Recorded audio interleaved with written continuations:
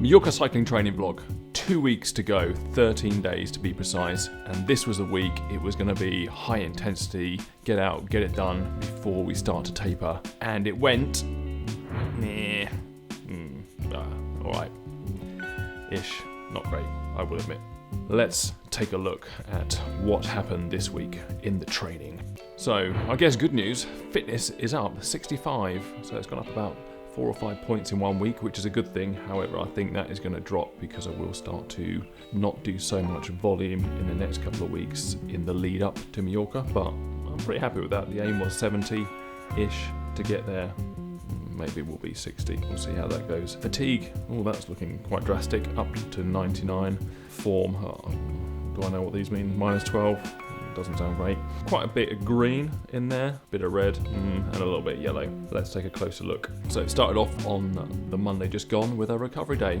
That was pretty easy. I managed to do that, no worries. Tuesday was meant to be 2 workout Tuesday, and we got 1 workout done. So the aerobic session, morning turbo, was pretty standard.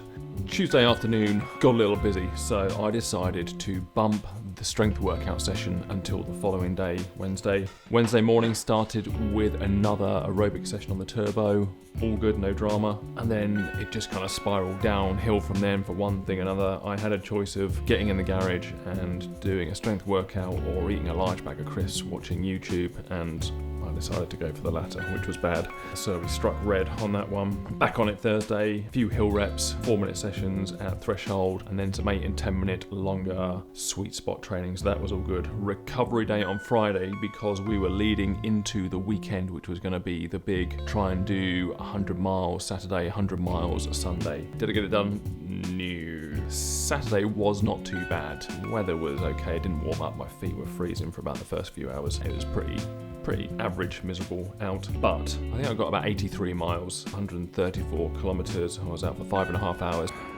Out first thing at the crack of dawn on an alleged 100 miler. I'm not sure we're going to quite get 100 miles. It's colder than I was hoping for, and a little bit muddier and wetter.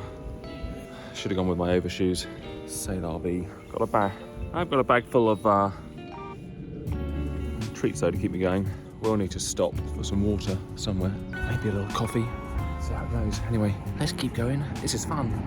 Overall, pretty good session, even though I didn't hit the 100. Rinse and repeat today, Sunday, and that didn't quite go as well. Forecast was looking better than yesterday, except we got out and it was raining pretty much constantly from the start to the finish. That made it pretty miserable.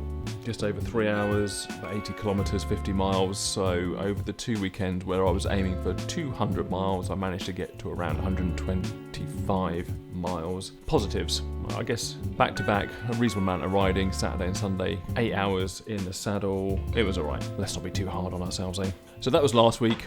Okay, looking at tapering, and also I'm starting to think more about nutrition as well. I went out, one of the things I did do at the weekend, got some miles in, but also really focused on eating stuff. I should be having a catch-up call with Coach Simon, and the 2 things specifically I want to talk about with him is 1, tapering. So what is really the plan, where we're going to get to within the next 2 weeks in the lead up to Majorca, what is training, and 2, nutrition. So I think nutrition is going to play a big part on the day, making sure get enough energy in, keep it going, no bonking. I had a little go at that. I've got all the little stuff that I consumed over the weekend, so I just want to get a proper plan of nutrition for on the bike, what I should be looking to take. I'm going to need like a pack mule or something, I think, to carry it behind me. Maybe I'll get a little trailer for the bike to put all the bars and energy gels and stuff in there. But hopefully that should be an insightful call to understand tapered training and nutrition. Let's see how that goes.